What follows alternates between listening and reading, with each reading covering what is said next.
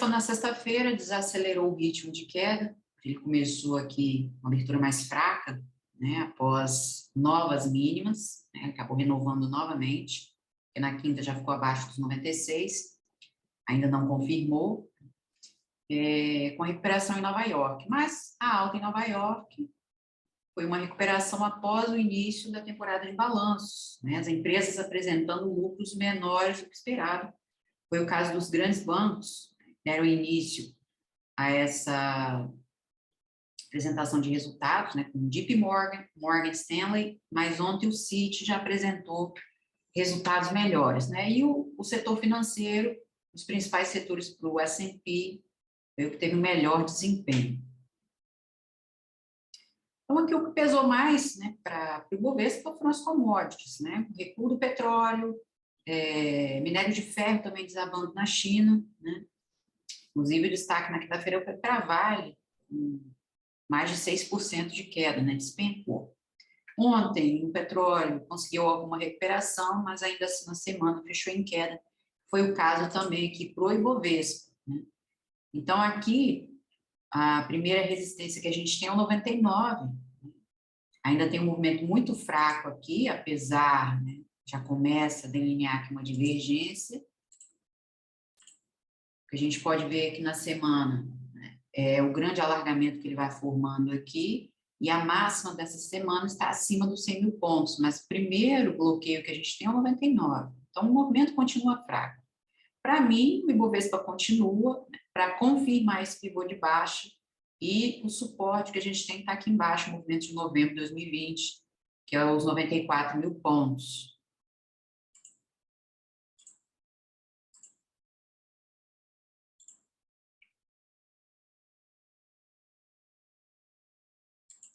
Então, o real acabou aqui com o pior desempenho, né, semanal entre os pares aí globais, né? A gente pode ver aqui, semana foi bastante agitada para as ações globais, né? China apresentou ontem dados fracos ainda, com PIB e produção industrial para abaixo do esperado, inclusive respingando aqui para o Brasil também, a gente vai dar um colado aqui com a China. Europa, né? Na semana, além da inflação mais alta para os Estados Unidos, a gente também teve o euro, né, que vem despencando e acabou renovando o mínimo, ficando abaixo da paridade com o dólar. Isso agora, né, está causando isso, não só a possibilidade de uma crise energética aqui para a Europa, mas também tensões políticas, né, para a Itália, colapso aí do governo, ou seja, Mário Draghi na corda bamba. E aqui, Índia, né, e Estados Unidos, que estão à frente aqui, conseguiram uma recuperação. Aqui no fundo DXY, vamos comparar aqui as moedas. Real com pior desempenho, né? Apesar de que foi um dia de forte recuperação em divisas e ativos de risco, né, de forma geral, após o alívio em apostas aí numa alta mais expressiva pelos Estados Unidos, por enquanto, né, a gente tem 0,75, inclusive algumas autoridades do Fed falaram, né, na sexta-feira, por enquanto, né, uma alta de 0,75, mas nada descartado aí por 1%. Então, aqui nós tivemos, né, um bom desempenho para o rublo, com a recuperação do petróleo, mas a gente vê aqui ó, a desvalorização do petróleo também foi junto. DXY e o real, né, já no negativo. Dentre os pares aqui,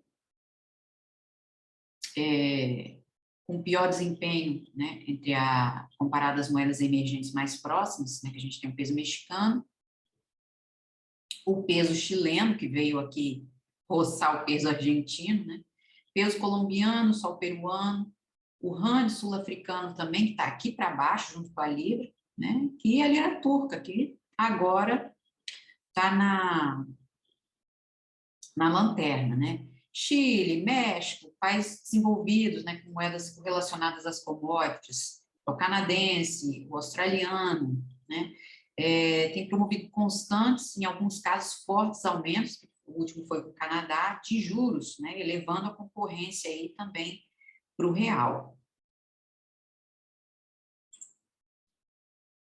E o dólar, né, recuou ontem, recuou na sexta-feira, mas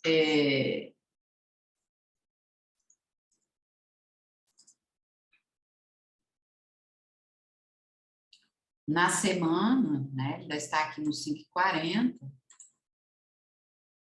Na semana aqui fechou em alta de 2,93, ou seja, ele tem tudo para terminar esse movimento e voltar aos 5,70. Nessa semana, aliás, na próxima semana, né, das economias desenvolvidas, o foco vai ficar na decisão de política monetária dos bancos centrais, Europa e Banco do Japão.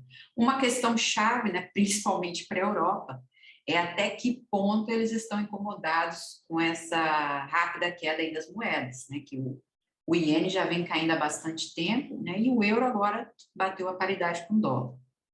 Mas, né, historicamente, ele já teve alguns momentos como esse, né, de bater a paridade até, inclusive, ficar abaixo dela. Isso aconteceu entre 99 e 2002, onde ele chegou a bater o euro nos 82 centavos, né, de dólar. Mas ficou muito tempo ali, né, naquele intervalo. Então, agora, na próxima semana, com o Banco Central, com a decisão de política monetária, ou seja, a elevação aí de juros, né, alta de juros, por enquanto no 0,25, mas há quem diga, né, em meio ponto percentual, que é na próxima quinta-feira, e o Banco do Japão, né, deve ajustar o controle de grau de tolerância na curva de juros. Mas também para o Japão a coisa não está muito bonita. Então, o euro já chegou a bater nessa paridade, inclusive, um nível muito menor, e só em 2002, em 1º de janeiro de 2002, é que as notas, né, e as moedas começaram a circular. Então, para a próxima semana, a gente vai ver, né, onde pode ter uma recuperação, a possibilidade de uma recuperação para o euro, né, porque o Banco Central Europeu está aí de braços cruzados já há um tempão, assim como fez o Fed, e assim, não há para onde correr, eles têm que aumentar. Eles têm que aumentar, e aí, para quem tem algo financiado, né, é onde os rendimentos, né, dos títulos vão acelerar e os spreads vão junto, vão ficar muito mais altos.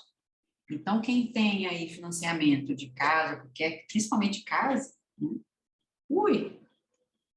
vai suar, né? E aqui para o dólar, né, se houver correção, vai ser pequena, né? Porque a probabilidade aqui, né, é dele continuar o movimento. Porque fazendo suporte nesse nível importante aqui, que é o 5,40, ó, a gente já tem praticamente aqui um engolfo, né? Claro que ele precisa confirmar, mas o movimento é de força. E ele vai acabar voltando para esse 5,70. Essa é a possibilidade aqui. Deixa eu fechar isso aqui, porque começa a travar. Então, vamos olhar aqui, começar a olhar aqui as commodities, né? E é o maior peso pelo Ibovespa, né? Petróleo e minério. E o petróleo, né, também tem segurado aí o tchan, mas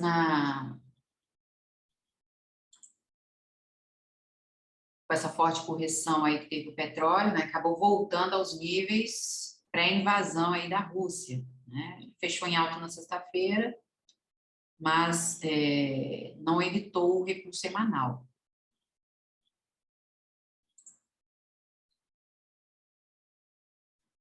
Então, aqui a Vale, né, na verdade, né,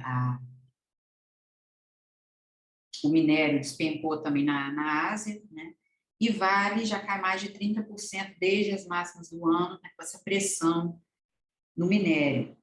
né? Os dados mistos da economia chinesa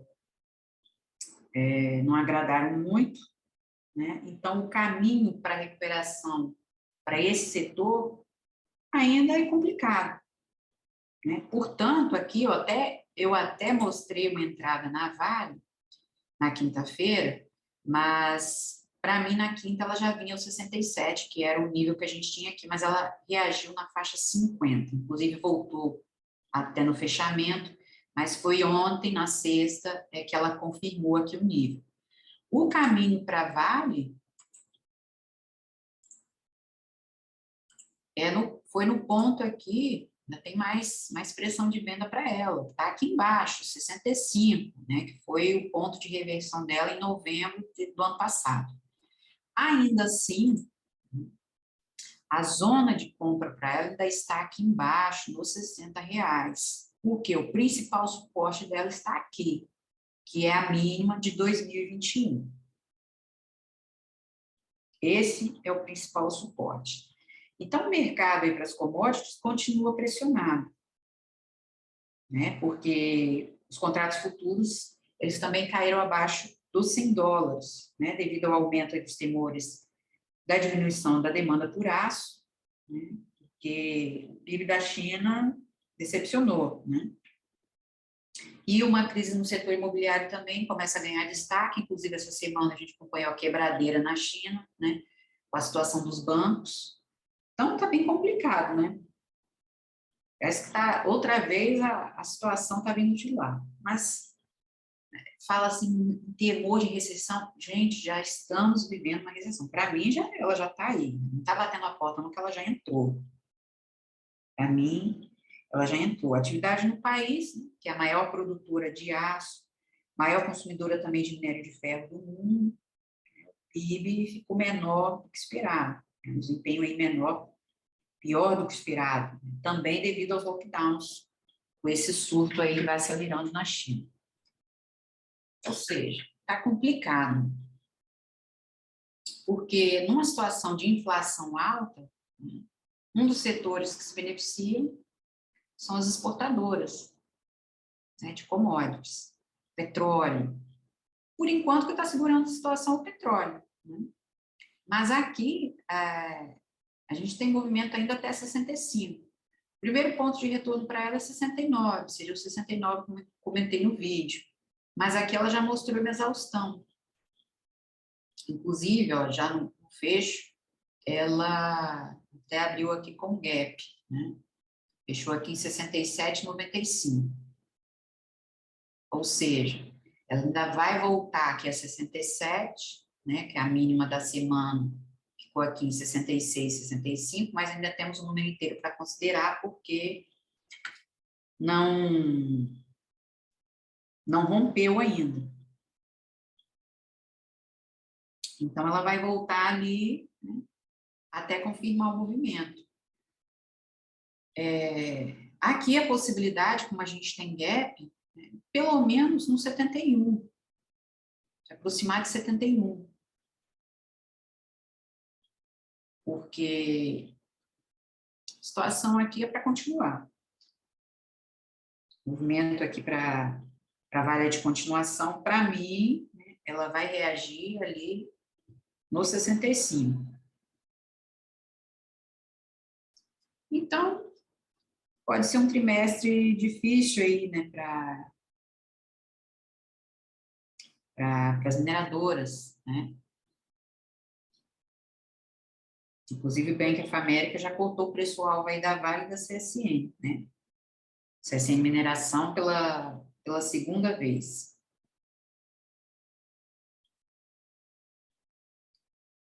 Para mim, né, ela vai continuar e vem aqui a 65, aqui ela pode começar a reagir para buscar uma recuperação, que aqui no mês, inclusive a gente pode ver aqui, ó, a faixa dos R$60, né? A mínima está aqui, um pouco abaixo do número inteiro. Então, se ela confirmar esse patamar aqui do topo duplo, a gente agora tem um topo duplo aqui que vai se formando. Vale, pode refazer o movimento anterior, tem um grande vazio aqui. É claro, né, que aqui a gente tem 60. Vamos supor que ela perca aqui esse nível. Aí a gente tem a mega barra como próximo suporte, né? Esse movimento aqui de novembro de 2020. Ó, aqui. A máxima de 2020 está aqui, ó, em 44,81. Próximo aqui é o número inteiro, né? Então aqui a gente tem um pequeno gap e essa mega barra de novembro. Então, se ela perder aqui esse 60, ela vem a 51, como primeira tentativa, sem refazer um vazio de cara.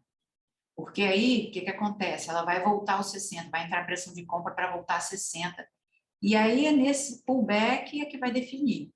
Ou ela vai continuar, ou ela volta para confirmar o vazio. Esse é o cenário aqui. Acredito que o segundo semestre vai ser difícil. Porque, para mim, vai entrar mais correção aí. Como eu já havia falado em outro vídeo, né? O que acontece? Com essa aceleração aí dos juros, né, a probabilidade é de que qualquer movimento aí de alta seja curto, né? E a gente ainda pode ver uma recuperação aí. Mas após a decisão do Fed, né, tem Brasil também, que probabilidade de 1 ponto, né? Mais um aumento. Provavelmente, né, esse movimento de alta vai ser curto porque o cenário ainda é bem vendedor. Então, para a Vale, a probabilidade é essa. Para mim, vai continuar.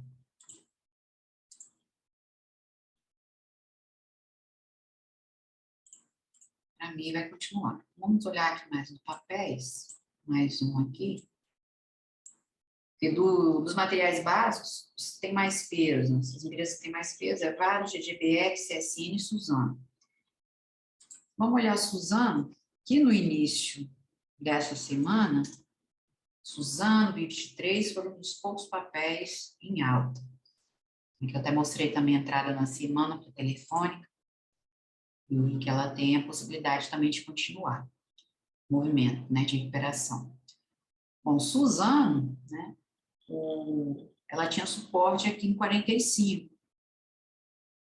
aqui nesse movimento aqui de junho, no final de junho. Ela recuperou, voltou aqui nos 50, mas não confirmou, né? A gente ainda vê pressão vendedora aqui para Suzano.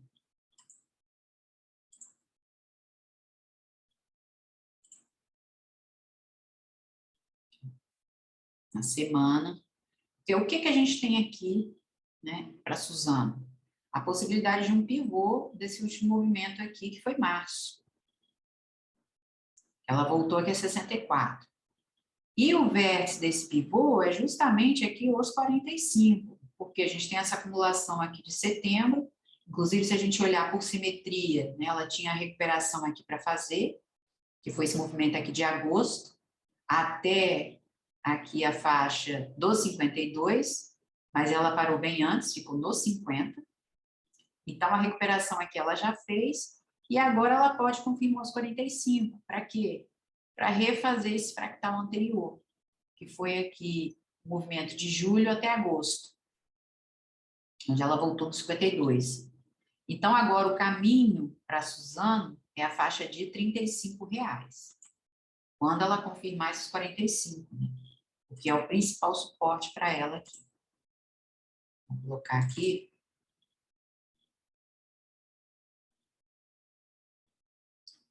Aqui vai ficar um pouquinho lento aqui, mas com fé. Então, R$35. Esse é o caminho para a Suzano. Ela acaba acionando aqui o pivô de baixa. Aqui, numa hora, ela já mostrou uma exaustão, né? Um movimento aqui de venda, nos 44. Por quê? Ela está próximo de um nível de decisão, que é o 45. Então, para a próxima semana, ela ainda pode voltar aqui. A máxima dessa última semana está aqui nos 48. E a mínima ficou nos 43,81, ou seja, próximo ainda aos 44. Né? Então, como a gente tem uma ligeira divergência, ela volta a trabalhar esses 45. Mais uma vez aí no início da semana, que já o movimento vendedor já mostrou uma exaustão. Aqui na abertura, ela deixou um engolfo de baixa, né? Mas ainda tem um suporte aqui no número inteiro. Então, ela volta a trabalhar, vai buscar uma recuperação, mas para mim, o máximo vai ser isso, porque essa longa sombra aqui também já é outro fator negativo para o papel. Então, o caminho é acabar acionando aqui o pivô de baixa e vir aos 35, voltar aqui aos 35. É movimento aqui de 2020, de junho, né? Porque março de 2020 destaca embaixo, que é a faixa aqui dos 22,50.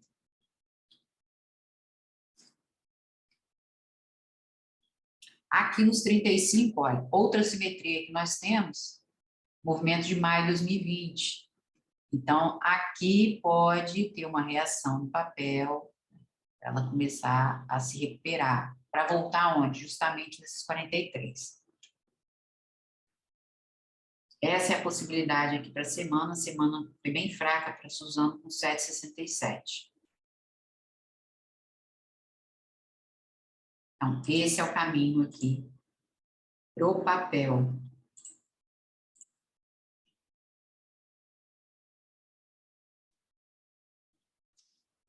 Tá travando um pouquinho. Vou olhar mais um, porque senão fica osso. Use Minas.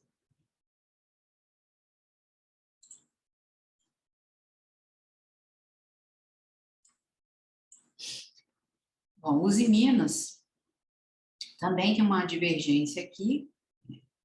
Um primeiro ponto aqui de retorno para Use Minas é R$9. Ainda assim, a gente tem a faixa aqui primeiro de 8,50, né? Então, aqui nos 5 minutos a gente pode ver que tem muita zona importante aqui, para a próxima semana, o que pode acontecer? Ela voltar mais uma vez nos R$8, antes de confirmar essa reversão, porque ela só vai confirmar aqui para cima, justamente os R$8,56. Aqui a gente vê uma cunha descendente, um padrão baixista, altista, né? Então, quando ela confirmar esse 50, o caminho é 9. Mas, né, a situação aqui também há uma grande pressão de venda ainda para os Minas. E para mim ela termina o movimento nos R$7 ainda. Vamos olhar aqui, semana. Ó, muita rejeição aqui para R$9. Os Minas também confirmou um pivô de baixa, que foi esse último movimento aqui de fevereiro, onde ela se aproximou dos 17, desde então está levando uma coça, né, lascada, e o principal ponto aqui foi a faixa de R$11 que ela confirmou. Houve uma reação antes, logo abaixo, né, que foi aqui esse movimento de novembro de 2020, uma barra muito grande, aqui nos R$10, mas ainda assim ela voltou e confirmou. Então, a gente tem a confirmação já há muito tempo desse pivô de baixa, e ela vai terminar o movimento aqui. Então, a gente vê aqui que próximo aos R$9, a gente ainda tem uma recuperação. Para mim, ela vai parar nesse número inteiro, no máximo, porque ela tem mais movimento para refazer. E, para mim, vem buscar os R$7. Daqui, onde ela pode voltar na faixa dos 10, R$10,20, voltar a trabalhar essa sombra e a zona do gap que está aqui. Então, esse é o cenário também para os Minas. Como já venho falando, né? As ações ainda podem continuar buscando uma recuperação, principalmente muito papel aí que já está, vamos dizer, bem sobrevendido. Mas o caminho é continuar levando surra. Para mim, né? Pelo que a gente vê dos gráficos, pelo que eu vejo dos gráficos. Então, o caminho final, né? O movimento vai começar a reverter aqui para mim nos R$7. Então, ela volta nesse R$8 ainda, antes de confirmar a reversão e voltar a trabalhar o número inteiro. Temos várias zonas importantes aqui, a principal é a faixa do número inteiro.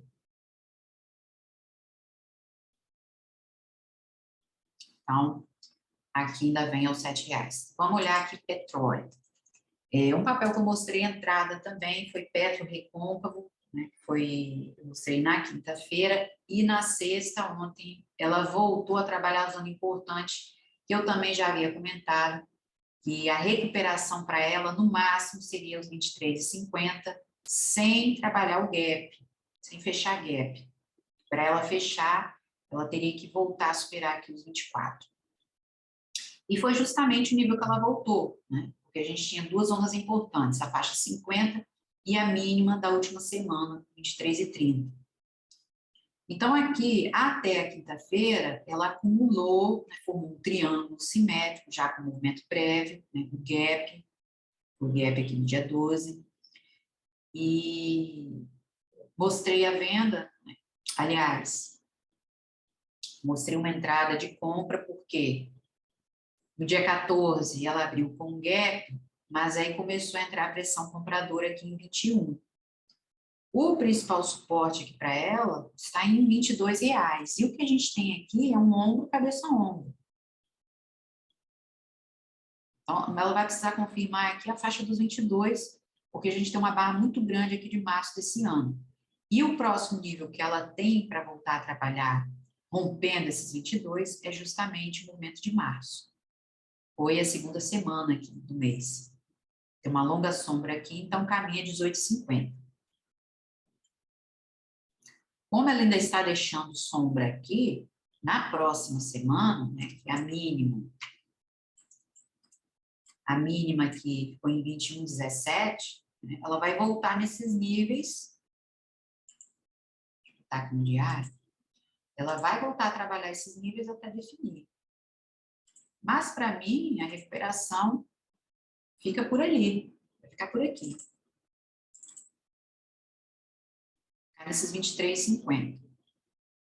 Para a próxima semana, o que a gente tem? Mais um teste aqui, nessa faixa 50, né? Porque a máxima está justamente aqui, né? Na máxima, aqui foi os 23,62, então ela vai voltar a trabalhar esse nível, porque ainda tem sombra, para aí sim refazer o movimento até os 21. Eu preciso aqui da confirmação do número inteiro, né? Para acionar essa figura, mas a gente tem um grande ombro, cabeça-ombro aqui. Pelo que a gente vê de movimento anterior, tendência para ela continuar e voltar a 18,50. O petróleo recuou forte, né?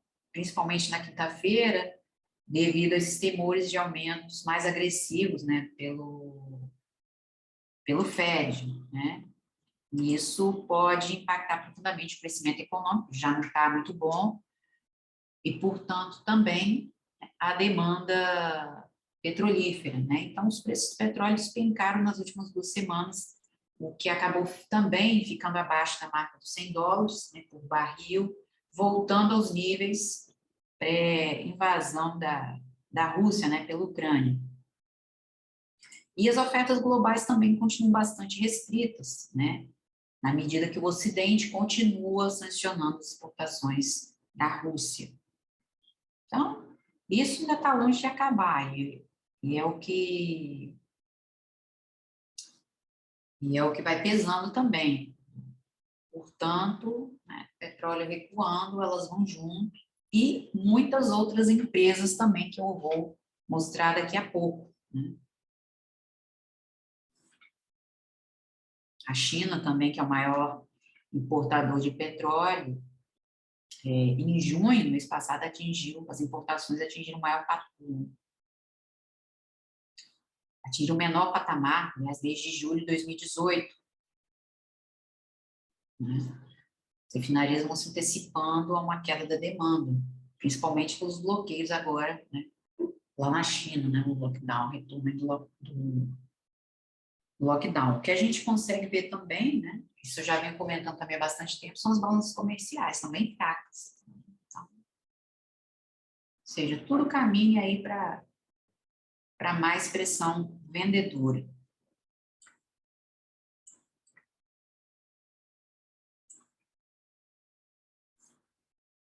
Então, aqui o caminho para Petro Recôncavo é acionar aqui a figura e voltar aos 18,50. Vamos olhar Petrobras. Petrobras não só aí o petróleo, né? Queda do petróleo, mas o problema também é interferência do governo, né? E Jair Bolsonaro até comentou aí que que eu já troquei, já mexo na presidência 4 vezes. Eu mexo muito mais que eu preciso. Não adianta que, sinceramente, para mim, né, ele não consegue mexer nos preços, porque Petrobras nunca trabalhou para ninguém, né, a não ser para eles. Para beneficiar o povo, não, é para do próprio. Bom, Petrobras, na sexta-feira, na quinta, né, com a forte correção, abriu aqui com gap de fuga, que ela vinha acumulando nesse intervalo, a faixa dos 28 e aqui o 28,50, ela acabou perdendo o nível. Mas aqui, né, o principal suporte continua em R$ 25,00 aqui para a Petrobras.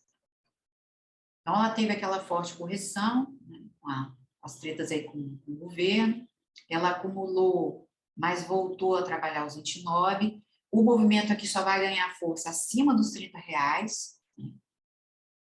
Só aqui em cima que volta a ganhar força. O que a gente vê aqui numa hora também é uma grande acumulação.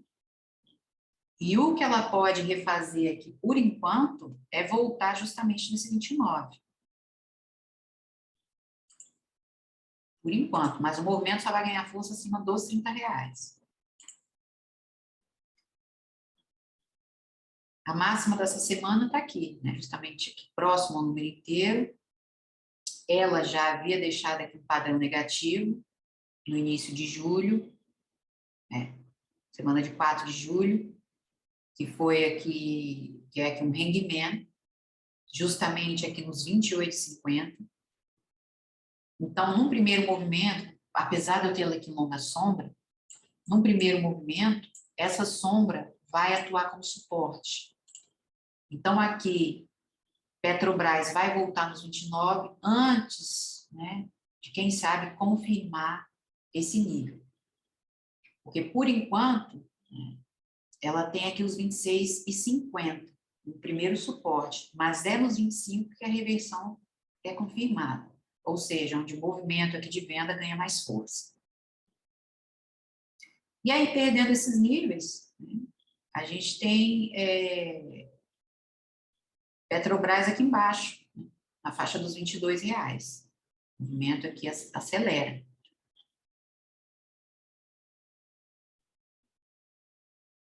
Então, esse é o caminho aqui para o papel. Ela vai voltar nos 29, probabilidade maior de voltar a 29, e aí sim, definir aqui o caminho.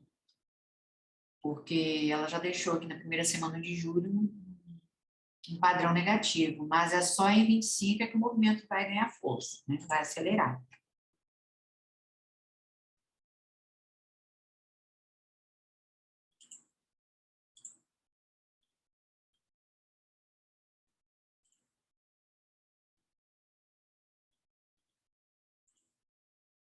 Trio também corrigiu bastante, assim como o 3R Petróleo, né? Os papéis que tiveram um desempenho melhor foi a Domo, né? Então, Petrobras, pelo que a gente vê aqui do gráfico, né, tem a possibilidade de voltar aqui em 29, né, mas só acima dos R$ 30,00 é que o movimento vai ganhar força para voltar a testar os 32. Então, né, quais ações podem se beneficiar com a alta da inflação?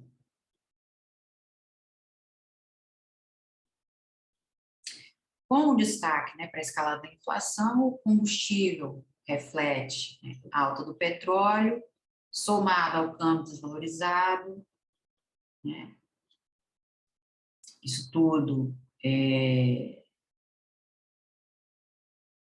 desvantagem, né? E aí, além do cenário, né, de alta das commodities, a inflação, né, tem outra responsabilidade, que é o quê? O choque entre a oferta e a demanda dos produtos. Então, as empresas que estão expostas a esse processo acabam se beneficiando. Porque uma demanda mais alta, né, entretanto, a oferta restrita, acelera aí os preços, né? Então, a gente tem as exportadoras de proteína, que são os frigoríficos, mas nem todas se beneficiaram, pelo que a gente vai olhar, e as exportadoras de commodities, né? Tanto agrárias quanto as energéticas. Então, as que podem se beneficiar, né, são as varejistas, mas do setor alimentício, apesar de que nessa semana, né, com a queda das commodities, o varejo também, Magazine Luiza, Via Varejo, elas foram destaque, né? Então, quando sobe a inflação, essas empresas sobem o preço do produto final e deixam de ser prejudicadas com uma alta de juros. Mas, né, não é isso muito bem que a gente está vendo, porque, principalmente para os frigoríficos, a população cada vez mais deixa de consumir a carne, ninguém aguenta, né? A situação econômica não está nada favorável. E agora, com risco fiscal, eleição, e ó, é só complicação. As seguradoras também, Sul América, Porto Seguro, também conseguem se beneficiar, porque ajustam os preços aí conforme a inflação. As rodovias, né, tem pedágio, CCRO, Ecorodovias, repassam a inflação no preço final.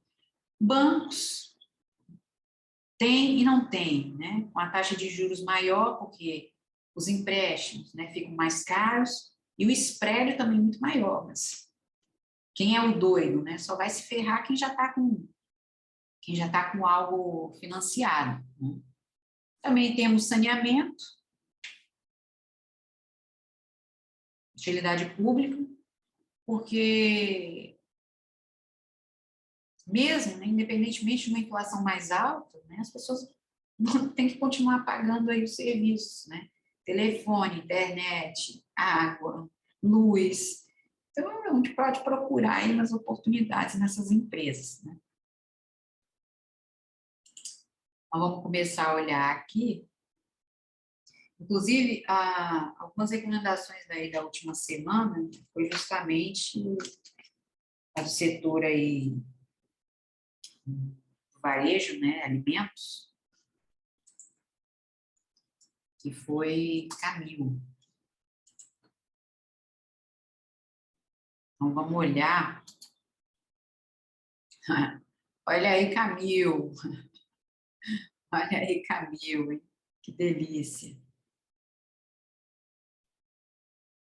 A gente pode ver aí, Camil, puto do Marubozu, galera. Ai, meu Deus do céu. São coisas, né, que para você ter sucesso, não vá atrás de recomendação, não vá atrás de número, de números aí de notícia, nada disso. Porque olha aí, ela bateu os R$ 11, meu amigo quer pedir fuga aí na sexta-feira, ó. E não foi pouco, não. 12,88. Por quê? Vazio gráfico, divergência. É claro, né, que a gente tem sempre um primeiro ponto, que seria o quê? Essas últimas máximas aqui, então, primeiro ponto, 10,50, mas ela veio direto. Então, só não tem sucesso aqui quem não quer, né, para se posicionar. Basta você olhar o gráfico, que o gráfico te diz tudo. Vou tirar esse fio daqui. Basta olhar o gráfico. Porque os fundamentos... Não. Tá. Vamos ver aí com os resultados aí para esse segundo trimestre, o que vai ser. Bom, primeiramente aqui a gente tem uma barra muito grande, né, Geralmente, o que acontece? Há sempre um retorno na abertura dessa mega barra, né? Antes de confirmar aqui o movimento, a direção. Ela vem com forte movimento, né? O primeiro foi aqui, quando superou os 8, foi em maio. Depois ela deu uma acumulada aqui em 9,50, confirmou e bateu os 11. Então, agora, né, o que a gente faz aqui? Uma primeira tentativa. Qual que é essa primeira tentativa? Justamente aqui, próximo aos 10,50. Então, a gente tem caminho aqui, um primeiro movimento, né, metade dessa barra grande, R$10,35. E a gente tem zona importante aqui, ó. Zona mensal. Essa aqui é a mínima da última semana. A semana anterior a essa. Porque essa aqui, né, a mínima está em 9,56 agora. E a máxima está aqui, os 10,95. Próxima aqui aos R$11. Então, o primeiro movimento aqui para Camil, 10,35. Primeiro, né, a gente tem o número inteiro, o máximo que ela consegue aqui. A gente já tem uma resistência em 9,86, uma zona mensal aqui, importante. Então, ela vem a 10, faz mais um recuo até definir. A barra aqui é muito grande, a gente também tem a média de 200, não que eu siga a média, mas é onde os grandes players, né, reagem, tomam decisões. Então, ela é bastante considerada, a média de 200 tem mais força, né, por assim dizer.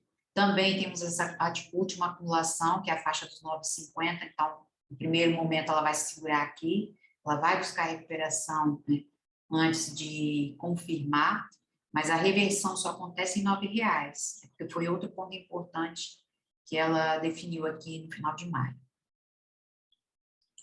Então, basta acompanhar o gráfico, basta interpretar o gráfico, tem uma boa interpretação do gráfico, que você consegue se dar bem.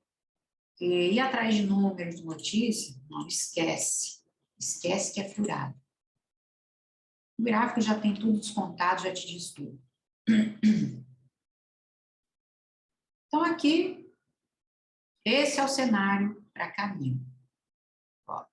E a gente pode ver aqui, olhando aqui agora rapidamente, a gente vê esse movimento aqui de janeiro, e ela está praticamente repetindo isso.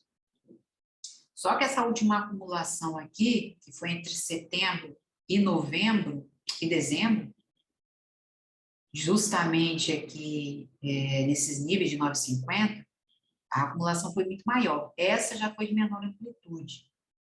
Então, a correção aqui, ela confirmando os 9,50, ela volta no máximo a 9. Eu acho que vai ser, para mim, vai ser bem menor que essa anterior. Ela vai ficar por aqui. Então, esse é o cenário, né? O movimento só vai acelerar em R$9, se ela perder aqui o nível. Por enquanto, o cenário aqui é de recuperação para Camil.